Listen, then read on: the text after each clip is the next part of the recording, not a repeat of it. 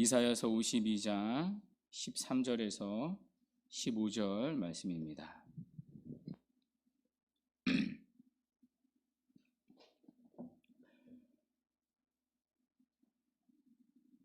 찾으신 줄 알고 13절부터 15절까지 한 목소리로 함께 읽도록 하겠습니다. 시작.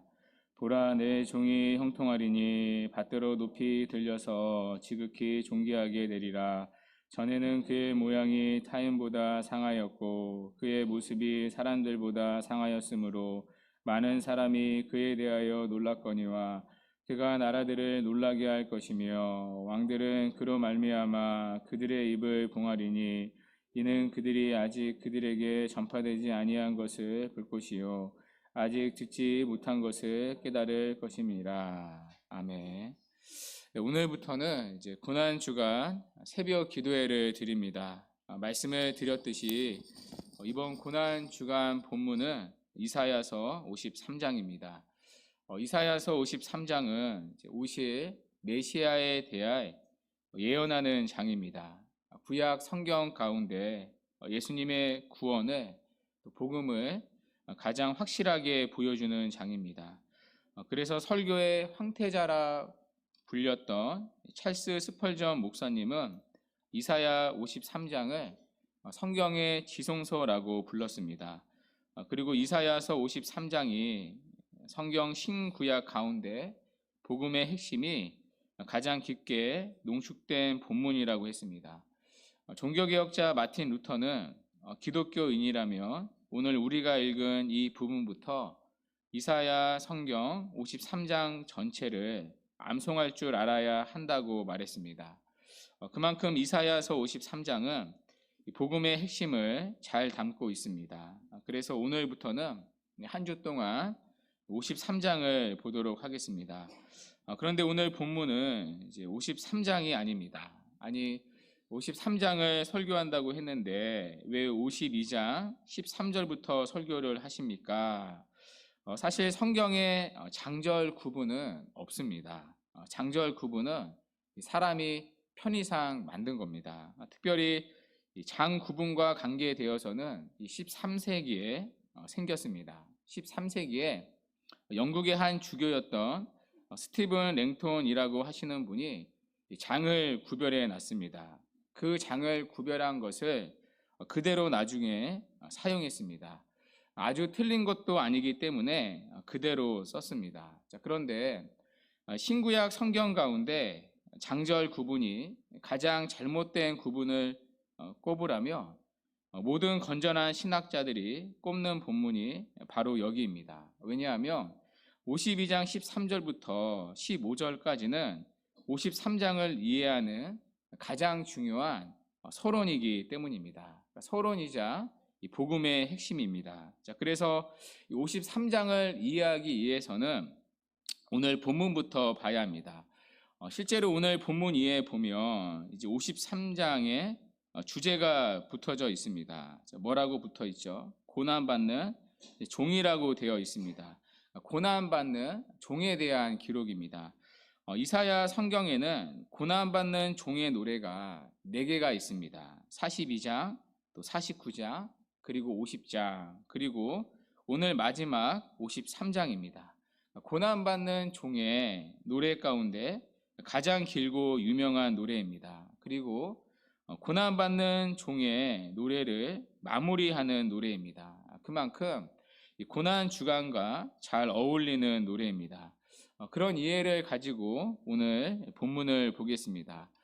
오늘 본문 13절은 이렇게 시작됩니다. 보라, 보라로 시작됩니다. 첫 단어가 보라로 시작됩니다. 이사야 선지자가 주의를 집중하기 위해서 자주 표현한 단어가 이 보라입니다. 이사야 성경에만 70번 등장합니다. 이사야 성경은 66장으로 되어 있습니다. 66장 가운데 보라라는 단어가 70번 등장할 만큼 이사야 선지자는 거의 매 장마다 보라라는 단어를 사용합니다. 보라라는 단어로 집중을 요구합니다. 이사야 선지자의 다급함과 중요성이 담겨져 있습니다. 그렇게 보라라는 표현을 쓰고 곧바로 이사야 선지자는 하나님의 말씀을 전합니다. 내 종이 형통하리니 받들어 높이 들려서 지극히 존귀하게 되리라. 여기 내 종은 이사야 선지자의 종이 아닙니다. 이사야 선지자는 보라라고 주목해 놓고 하나님의 말씀을 전하고 있기 때문입니다. 이사야 선지자는 보라라고 해놓고 곧바로 자기 이야기를 하지 않습니다. 곧바로 하나님의 말씀을 적었습니다. 하나님께서 하신 말씀이 내 종이 형통할 것이다. 그래서 그가 받들어 높이 들려서 존귀하게 될 것이다 라고 말합니다. 이사야 53장의 제목이 뭐였습니까? 고난받는 종, 종의 노래입니다. 고난받는 종입니다. 그러나 맨 먼저 보라 해놓고 고난받는 종이 아니라 첫 단어가 내 종이 어떻게 된다고요? 형통하게 되리라. 이게 서론입니다. 그런데 이 형통이라는 단어를 다시 번역해야 합니다. 여러분 가진 성경에 보면 형통하리라 앞에 각주가 달려 있을 겁니다. 제가 가진 성경책에는 번호가 그 성경책마다 좀 다르게 각주가 달려 있는데요.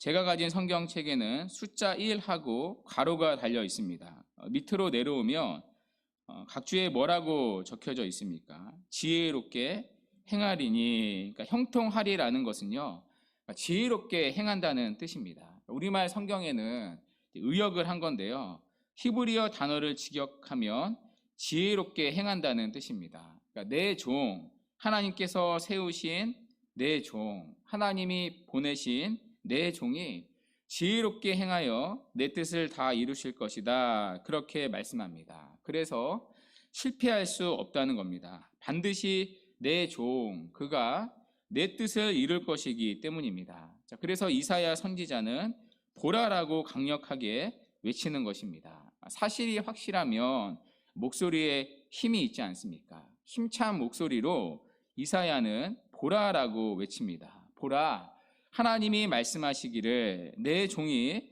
지혜롭게 행해서 내 뜻을 이룰 것이다. 그래서 내가 그를 받들어 높이 들려서 지극히 존귀하게 되리라. 이게 복음입니다. 바울은 이 사실을 깨닫고 빌립보서 2장 9절과 10절에서 이렇게 말합니다. 이러므로 하나님이 그를 지극히 높여 모든 이름 위에 뛰어난 이름을 주사 하늘에 있는 자들과 땅에 있는 자들과 땅 아래에 있는 자들로 모든 무릎을 예수의 이름에 꿇게 하시고, 그러니까 뛰어난 이름을 주실 뿐만 아니라 모든 이름을 꿇게 하셨습니다. 여호와의 종, 그가 오셔서 고난을 당하실 텐데 그 고난을 통해서 결국은 하나님의 뜻이 성취될 것이고, 그 성취된 하나님의 뜻으로 인해 하나님이 그 종을 높이 들어서 모든 이름 위에 뛰어나게 하시고 모든 무릎을 꿇게 만든다는 것입니다. 이 종을 하나님이 보내시겠다는 것입니다. 그런데 여러분, 이 종이 누구입니까? 이 종을 사람들이 몰라봤습니다. 그 이유가 14절에 나옵니다. 14절을 보시면 전에는 그의 모양이, 히브리어 단어는 모양이 얼굴입니다. 전에는 그의 얼굴이 타인보다 상하였고 그의 모습은 히브리어로 몸입니다.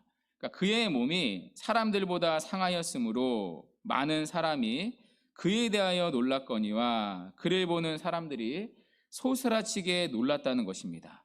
여호와의 종이 오셔서 모든 뜻을 다 이루실 것인데 왜 몰라 보았습니까? 왜 아무도 알아보지 못했습니까? 너무 초라해 보였기 때문입니다. 하나님의 뜻을 이루신다고 하시는 분이 얼굴이 다 상했습니다. 몸은 또 상함을 다 입었습니다. 이 말은 단순히 신체적인 외모만을 말하지 않습니다. 그분의 비천한 신분과 삶을 말합니다. 그리고 그분이 당할 십자가 고난을 말합니다. 그분을 보면 전혀 하나님의 뜻을 이루실 만한 존귀함이 묻어 있지 않습니다. 어떻게 하나님의 뜻을 이루시는 사람이 저럴 수 있을까? 아무도 주목하지 않았습니다. 아무도 거들떠보지 않았습니다. 그렇게 존귀한 하나님의 뜻을 이루실 분이라면 여러분 광채가 나야 하지 않습니까? 최소한 다윗 왕보다 나아야 하지 않습니까? 우리식으로 생각하면 징기스칸보다 멋져야 하고 나폴레옹보다 힘이 있어야 하지 않습니까? 최소한 이순신 장군보다는 풍채 있고 또 카리스마도 더 뛰어나야 하지 않습니까? 그러나 얼굴이 다 상했습니다. 몸은 볼품이 없습니다. 훌륭한 배경과 조건도 없습니다. 누구도 그가 하나님이 보내신 종, 하나님의 뜻을 이룰 거라고는 생각을 못했습니다. 그런데 마지막 15절에 보시면 왜 그의 얼굴이 상했고 왜 그의 몸이 상해야 했는지를 설명합니다. 15절 말씀인데요. 그가 나라들을 놀라게 할 것이며, 이 번역도 우리가 좀 다시 봐야 합니다. 이 번역도 의역인데요. 히브리어를 직역해야 맞습니다. 감사하게도 여러분 가진 성경에 보면 이 각주가 되어 있습니다. 제가 가진 성경에는 이 나라들 앞에 숫자 3이라는 각주가 달려 있는데요. 밑으로 내려가면 뭐라고 다시 번역되어 있습니까? 열방에 뿌릴 것이며 라고 되어 있습니다. 그러니까 나라들을 놀라게 할 것이며가 아니라 열방에 뿌릴 것이며가 맞습니다. 그러니까 나라들을 놀라게 할 것이며 열방에 뿌릴 것이며 사실 전혀 다른 의미입니다. 열방에 뿌릴 것이며가 맞습니다. 하나님의 뜻을 이루러 오신 분이 왜 몸이 상했는가? 왜 얼굴이 상해 있는가? 그래서 모두가 다 주목하지 않았습니다. 모두가 하나님의 뜻을 이룬다는 사람이 뭐 저래? 하나님이 보내신 사람이 왜 저래? 그렇게 오실 수밖에 없는 이유가 무엇입니까? 열방에 자신이 뿌려지기 위해서입니다. 여러분, 뿌려지기 위해서 뿌려진다는 말 여러분 잘 아시죠? 너무나 잘 아는 구약의 단어입니다. 구약에 보면 제사장들이 죄를 정결케 하기 위해서 짐승의 피를 뿌립니다. 또 많은 의식 가운데 정결 의식을 하기 위해서 피뿐 아니라 물을 또 뿌립니다. 왜 오실 하나님의 종, 그분이 몸이 상하고 왜 얼굴이 상해져야 했습니까? 그가 열방의 약속대로 뿌려지기 위해서입니다. 그래서 베드로 사도는 구원받은 하나님의 자녀, 구원받은 성도를 이렇게 묘사했습니다. 베드로전서 1장 1절의 말씀인데요. 곧 하나님 아버지의 미리하심을 따라 성령이 거룩하게 하심으로 순종함과 예수 그리스도의 피 뿌림을 얻기 위하여 택하심을 받은 자들에게 편지하더니, 열방에 뿌릴 것이며, 베드로의 표현입니다. 하나님의 택하심을 받고 피 뿌림을 얻기 위해서 부르심을 받은 하나님의 성도들, 그 약속대로 피 뿌림을 받게 하기 위하여 그분이 그렇게 몸이 상하고 얼굴이 상할 수밖에 없었습니다. 그러니 아무도 그를 존귀하게 여겨 대우하지 않았습니다. 그러나 이 서론의 결론은 이렇게 마무리됩니다. 15절인데요. 그가 나라들을 놀라게 할 것이며 왕들은 그로 말미암아 그들의 입을 봉하리니 이는 그들이 아직 그들에게 전파되지 아니한 것을 볼 것이요 아직 듣지 못한 것을 깨달을 것입니다. 아멘. 여러분, 무슨 이야기입니까? 하나님이 보내신 종은 택함 받은 백성들의 피 뿌림을 위해서 고난을 받게 될 것입니다. 그러나 그 고난을 통하여 그분은 하나님의 뜻, 구원의 계획을 반드시 이루실 것입니다. 여호와의 종, 그분은 오셔서 낮아지시고 또한 죄인들을 위해서 대신 죽으심으로 택함 받은 백성들을 구원하실 것입니다. 뿐만 아니라 죽음에서 다시 사시고 지극히 높이 들려서 지극히 존귀하게 되십니다. 그때 왕들은 놀라서 입을 다물게 될 것입니다. 아, 그분이 하나님이 종이었다는 말인가? 하나님이 보내신 메시아였단 말인가? 전부 놀라게 될 것입니다. 자, 그렇다면 여러분, 이 종이 누구입니까? 이 고난받는 종, 그가 누구입니까? 여호와의 노예, 여호와의 종, 몸이 상하고 얼굴이 상해서 어느 누구도 에이, 과연 저자가 하나님의 뜻을 이룰 수 있을까라고 해서 버린 사람, 그러나 그렇게 해서 모든 열방의 택한 백성들을 위하여 피를 뿌리시고 존귀케 되어서 모든 열방의 뛰어난 이름과 뛰어난 존귀함을 받고 찬양 받으시는 그분이 누구이십니까? 바로 우리 구주 예수 그리스도이십니다. 그분이 바로 메시아 그리스도 구원자이십니다. 주 안에 사랑하는 여러분, 이 이사야의 예언은 예수님이 오시기 전 700년 전에 했던 예언입니다. 그러나 유대인들은 지금도 이 고난받는 종 메시아를 믿지 못하고 있습니다. 그들은 누구보다 구약 성경을 잘 아는 자들입니다.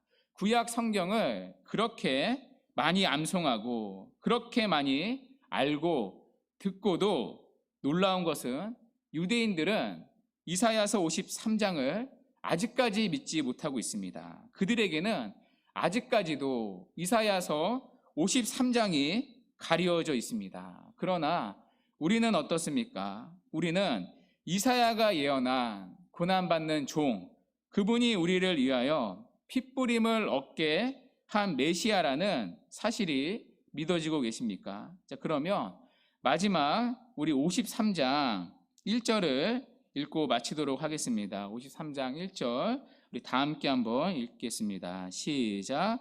우리가 전한 것을 누가 믿었느냐? 여호와의 팔이 누구에게 나타났느냐? 아멘.